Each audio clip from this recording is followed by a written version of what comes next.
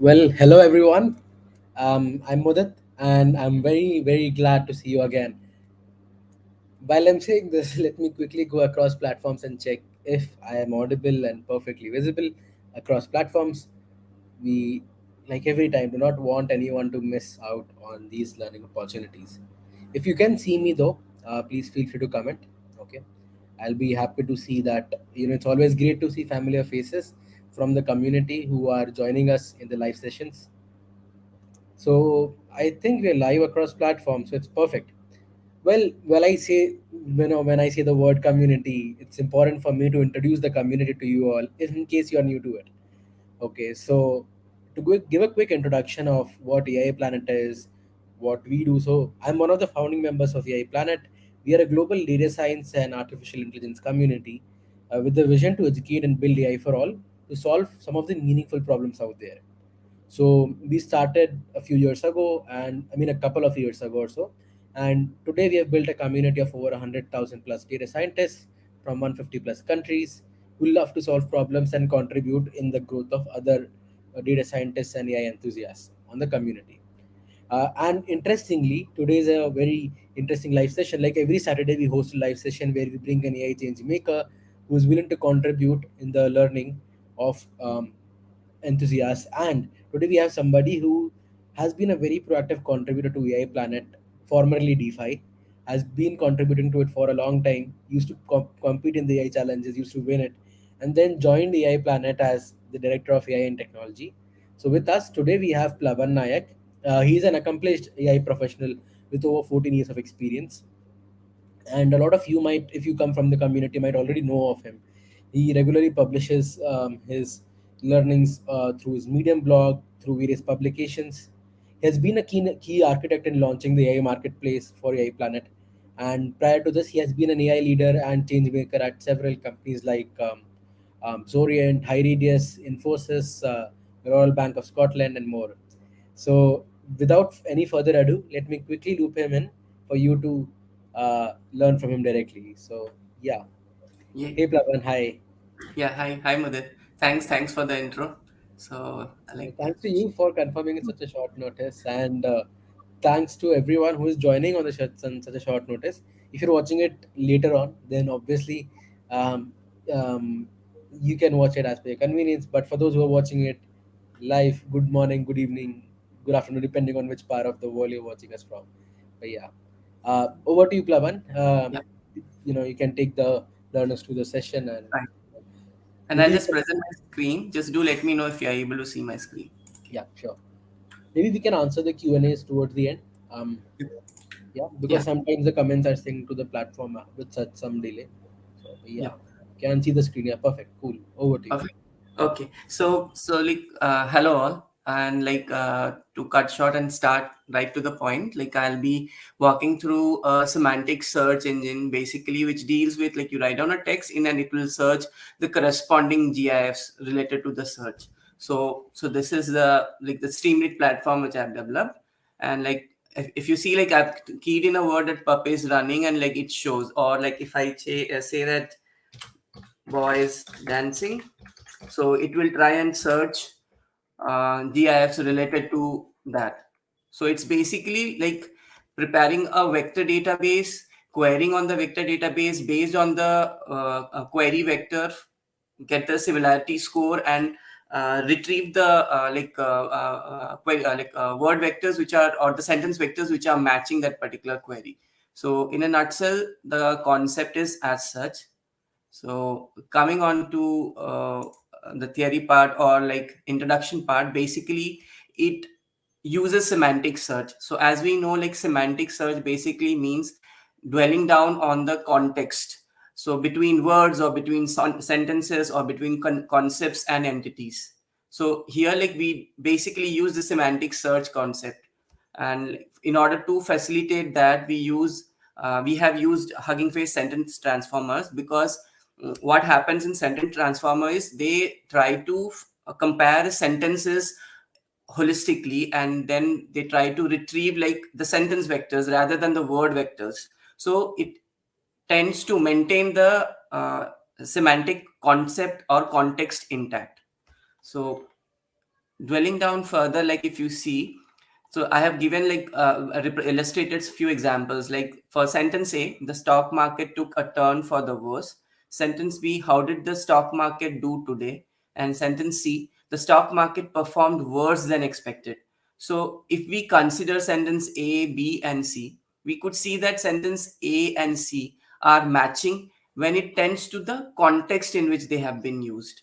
But again, like B can be an answer to question A and C. So the semantic similarity basically depends on the use case which you are trying to resolve. So here, like A and C are related to each other when we see the meaning.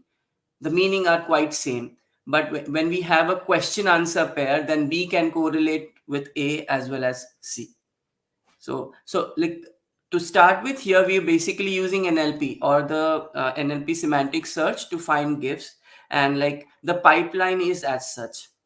So here what we are using is we are using a retriever concept, uh, vector database. Here I have used Pinecone because, as you know, it is like very popular vector database. It's free, and like you can like try and test and work around with this, like since it is free and like it is fast. You do not have the hassles of maintaining the index, maintaining the document alignments and all. So it internally takes care of that.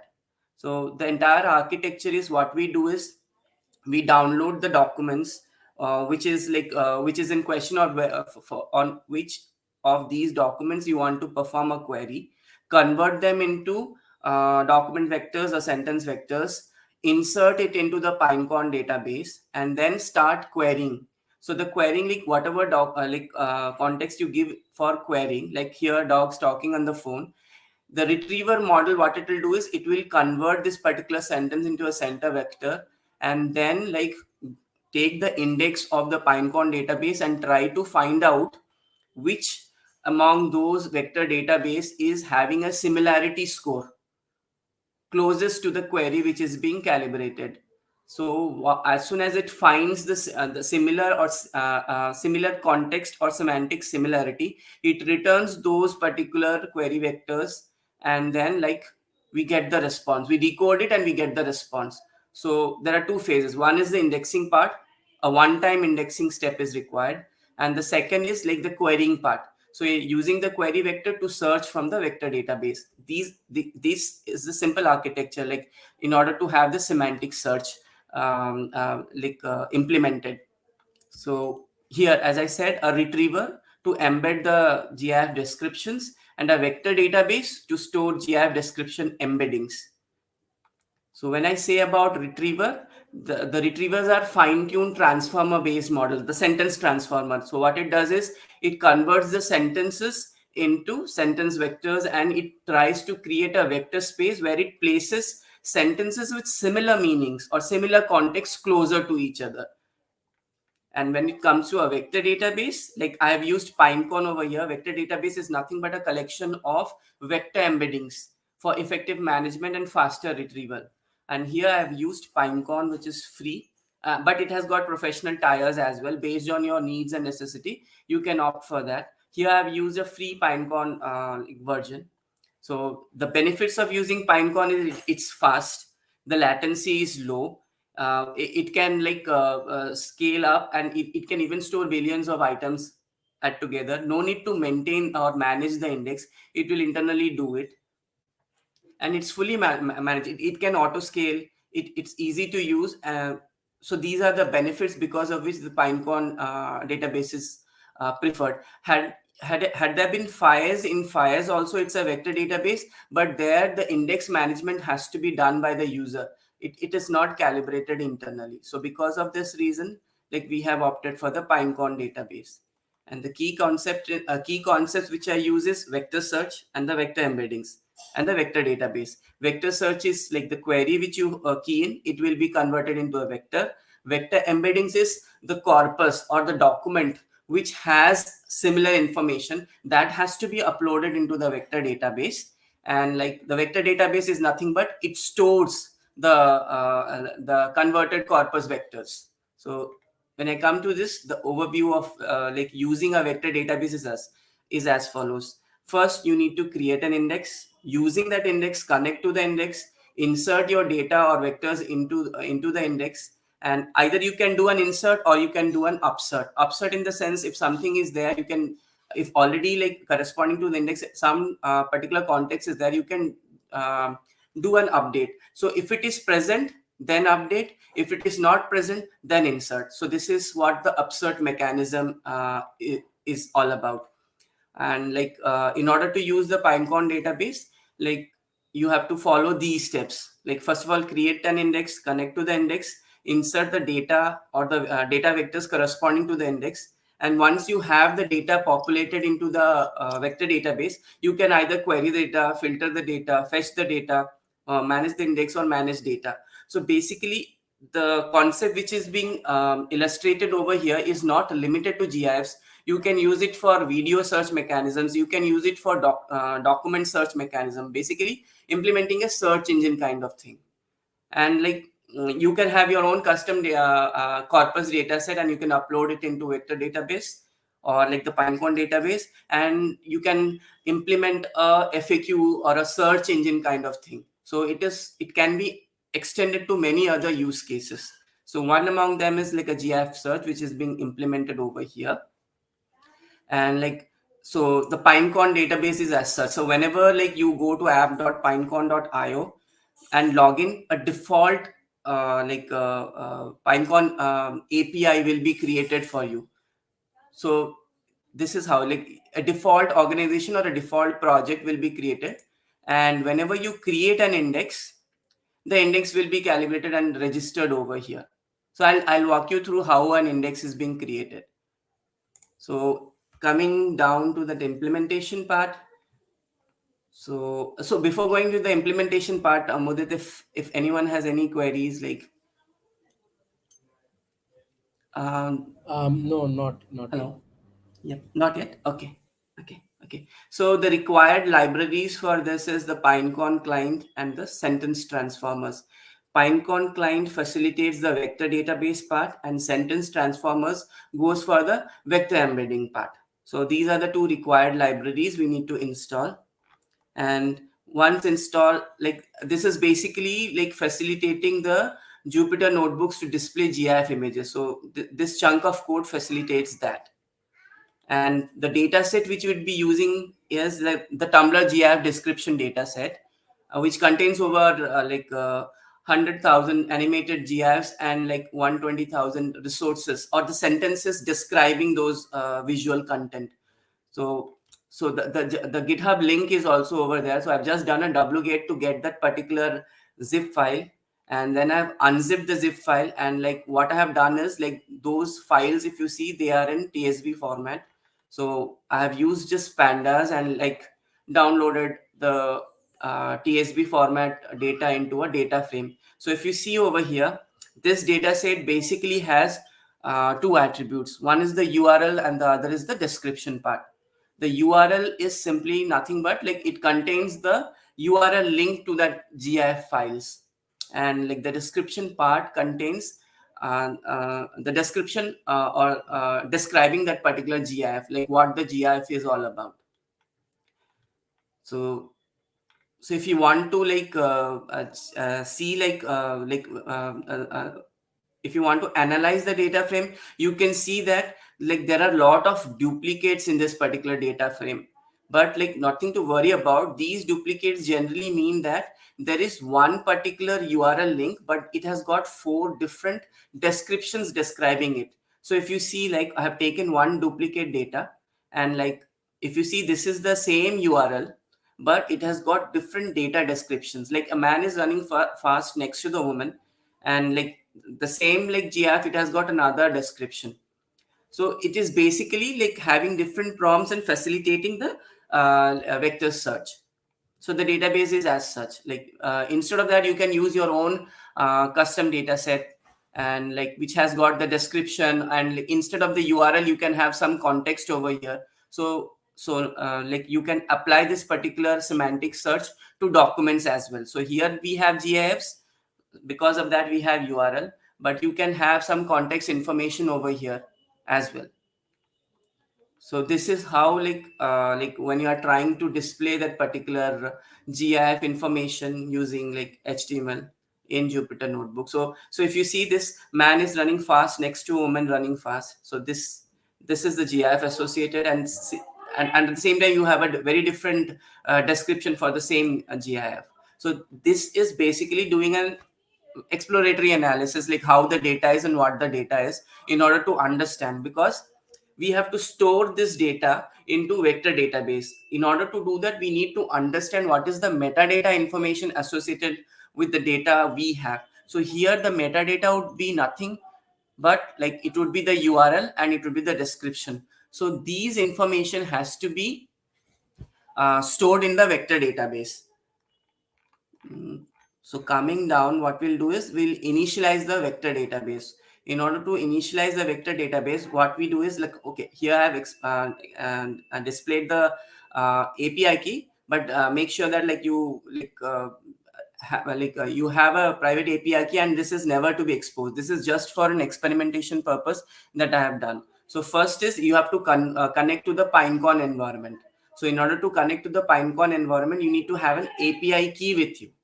So like you need to provide the API key and the environment, and you need to initialize that Pinecone environment. After that, you need to create an index in order to connect to the Pinecone database. So in order to do that, I have described the index name as GIF search, which I have already shown it over here. Like this is the index which has got already created. So this chunk of code, what it does is it tries to check if an index with this particular name already exists. If it exists, we just need to go and connect to the Pinecone index. If it doesn't exist, then like we need to create the index. And here we have used a dimension as 384 because this is a vector dimension. Like you might have 10 attributes, but the dimension it would have like 384 column attributes associated with it. So this is basically the dimension. Here I have decreased the dimension, but the default is around like 786. So once we get connected to the once the index gets created, and we after that we get connected to the Pinecone index, then what we can do is we can start storing our corpus into the uh, vector database. So in order to start the corpus, in order to start storing the corpus into the vector database, we need to take the help of retriever. Now retriever, what it does here is it does two things. Mainly it generates embeddings for all the GIF descriptions which we have in our corpus, and second, what it will do is whatever query we key in, it will also generate an embedding for that particular query, because our machine will only understand numbers, or the because of that the text is converted into these numbers. So the retrieval will generate the embeddings in a way that queries and GIF descriptions with similar meaning are always allocated a similar vector space or closer to each other. In order to do that, we have used Microsoft's MPNet model card from the Hugging Face model library. So we have just imported the sentence transformer part, and then like we are downloading the model card, MPNet model card. So once that is being downloaded, what we can do is we can generate the embeddings. So in order and once we have generated the embeddings, we can start inserting. So why upsert? Because it might so happen for that for the same index there might be already data which has been uploaded. So in such cases, it will just go and upload. It will not make any new entries. And if at all it finds some information which is not there, it will just go and insert it. So in order to store that particular embeddings into the vector database, we take the help of a batch concept. Like we do that in batches so that it is faster. So here, like what we have done is we have used a batch of like 64. So in batches, what we'll do, we'll try to convert that particular GIF descriptions into sentence embeddings and then store it. So here, if you see, we are using the retriever, and we are encoding batch descriptions in batches of 64, and then the metadata information is nothing but like it's a dictionary. So it's basically a JSON format data, and the metadata information, what it will store is it will store both the URL and the descriptions. So if you see the batch over here, it is nothing but the data frame, and it is using like 0 to 64, like 64 set of data samples it will take, and it will like encode the description part of it. And uh, what it will do is it will create a JSON. It will have the GIF URL intact, and the description as word embedding or sentence embeddings, and stories at a metadata information. So this is how we are going to upload our GIF links and the descriptions pertaining to the GIF into the vector database. So once everything is stored, we are just describing the index status. If you see, when the uploading is complete, the index status shows what is the vector count. Like vector count is nothing but the number of samples which has been uploaded into the vector, and the dimension associated with, as I already shown before, like this was the row sample which was associated with the data frame which we had. So once we have uploaded all the semantic or the vector representations of the descriptions into the vector database, it is time for us to query.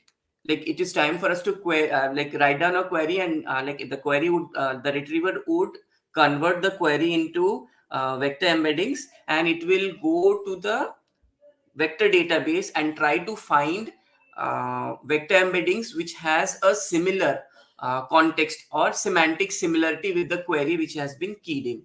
So in order to incorporate this querying part, we have two functions. One is the search GIF and the other is the display GIF. The search GIF, what it does is, it's basically the search query which it will be converted into vector embeddings, and then it will be like pushed to the vector database. From the vector database, it will try to find out semantic similarity with this query with all the vector embeddings which is stored, and it will retrieve those similar entities or the vectors which has a similar context with our query which we have keyed in.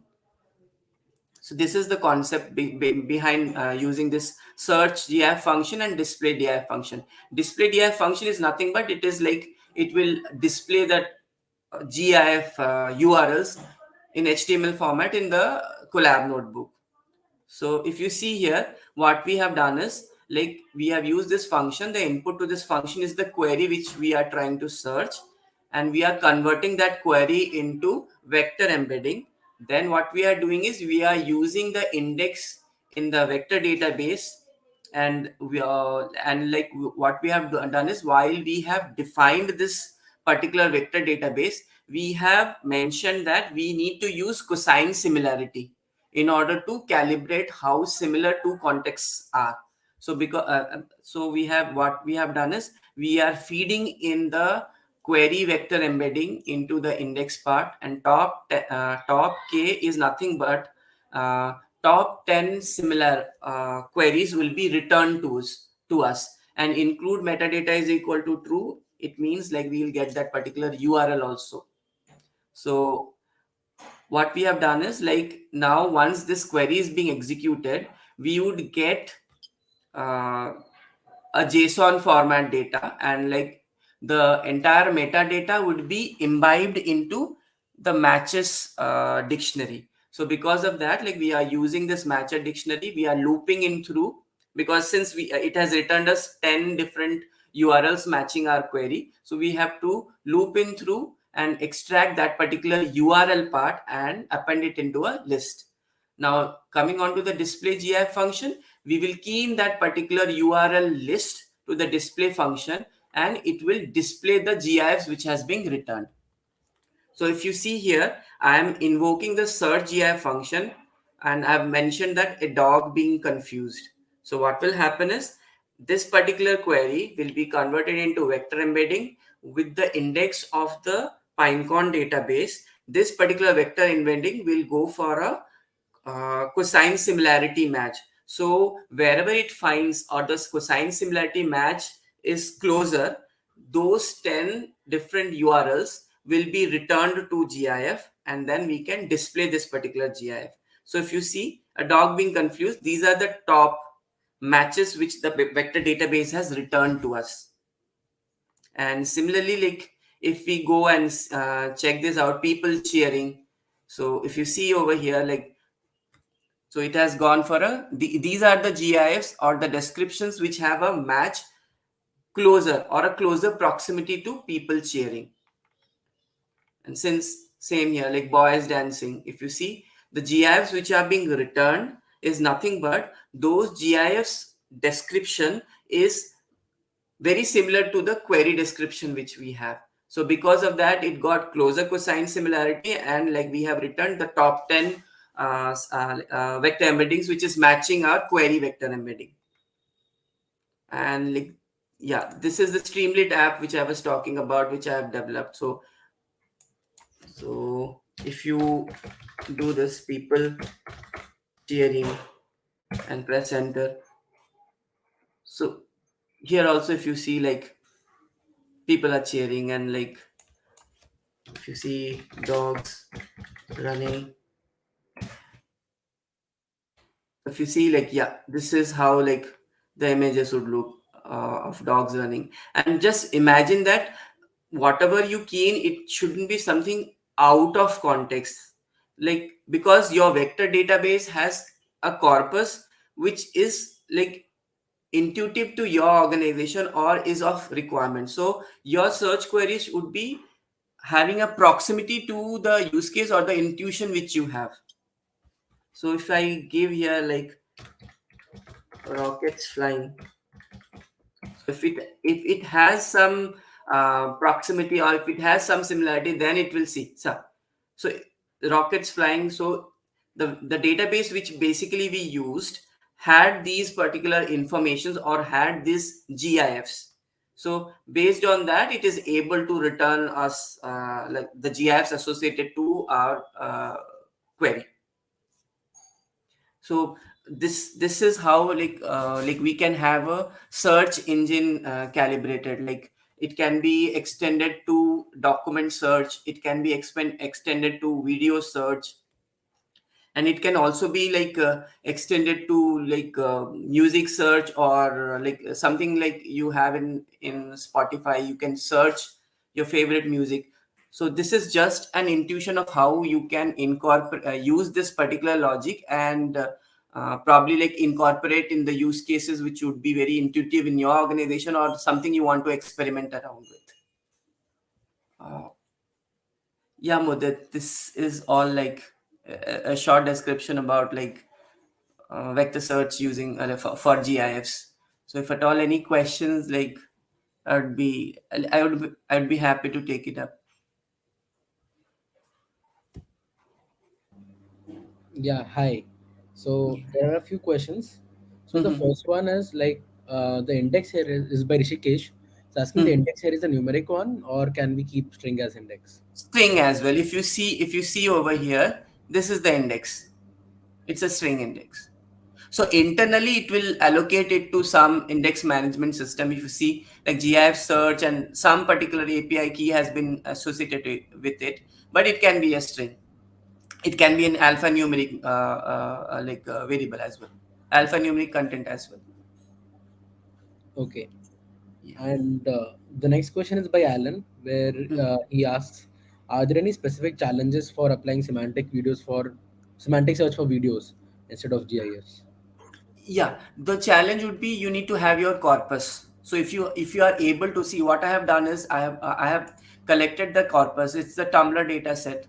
So I have this data, and I'll just like feed in. So when you say about video search, what will happen is you will have a data set where you will have the link to your videos, and you will have a description pertaining to that video. Instead of an URL, you will have a instead of a GIF URL, you will have a link to your video. Suppose it can be a link to any YouTube video, and you need to have a description corresponding to that. So what basically you do is you use the text part of it to convert into a vector encoding and then search. So the URL over here doesn't get converted to a vector embedding. The URL just gets associated to a vector embedding associated with the description which describes the video. Hope that answers Alan's question. Yeah. And there is one question which is like, which is the answer to that is yes. Is like, Mhm. could you please make this collab notebook public. So Yeah, yes, yeah. So we yeah. will post the link for the collab notebook on the web page of this particular live session on AI Planet. You can go and check it there. Um, if you don't have it, then we can post it on the platform you're asking this question from. Let us know. There is one more question, like if you are this is by Nilotpal, if you are anyway using descriptions in the corpus, so why can't we just use keyword based search? Why go for semantic search? Keyword search. So when you say that keyword search, so it will basically extract the keywords.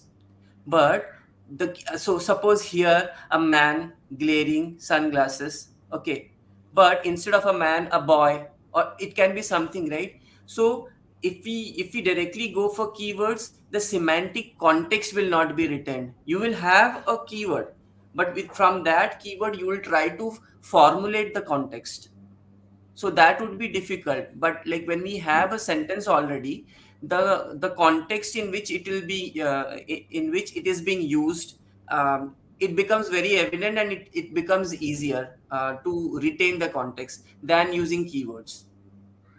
Okay, So when we like, so what you do is like you will try to match the keywords with keywords. So there might be scenarios that there are like two different GIFs with different contexts, but they use same keyword when we extract the keywords. But like when we check the sentences or check the semantic context in which that particular sentence is being used, it becomes very difficult. Like I play cricket, and I saw cricket on the ground. So if you start extracting keywords from it, both the words will have a cricket as a keyword, but the context in which it is being used will only be we only have a better clarity when actually we infer it from the sentence as a whole, not the keyword. okay. Thanks. And it's interesting how you came up with that example instantly. But yeah, it's a pretty good one to explain the difference. Then there is one more question from Shivam. How the edge cases are handled in your case, like in the case search queries out of the data corpus? Yeah, that like yeah, queries out of the data corpus, right? For that, what will happen is we will not get a matching entity over here. So if I bring it over here, if you see like 1 minute, the search GIF function. So here, what happens is like you have to handle the edge cases. Like suppose no result is being returned. The list is empty. So you have to check if the list is empty. That means we do not have any information pertaining to the query which is being saved. So you can check the length of the list. If the list is empty, then you can very well throw some intuitive messages like sorry, couldn't find the context which is being searched. So that can be handled. This is only for a demo purpose, because of which we have not handled this. But generally, if you want to handle edge cases, then you can very well check the length of the result actually. If no matches, then the length of the result, or the result, because you wouldn't get any information, and it will be the list would be zero, or the list would be empty. So you can handle this and very well like display it on the like web applications where you are using it. Okay, got it. Well, with this, we are towards the end of the questions. So, yeah, I think I would thank you, Plaban, very much for taking this session. I think it was a pretty, yeah, pretty good one, pretty easy to understand and everything. So, thanks a lot. And I would also thank everyone who has joined in, who have been proactively asking any questions. One thing that we would say is make sure to this very boilerplate comment is like make sure to like, share, and subscribe.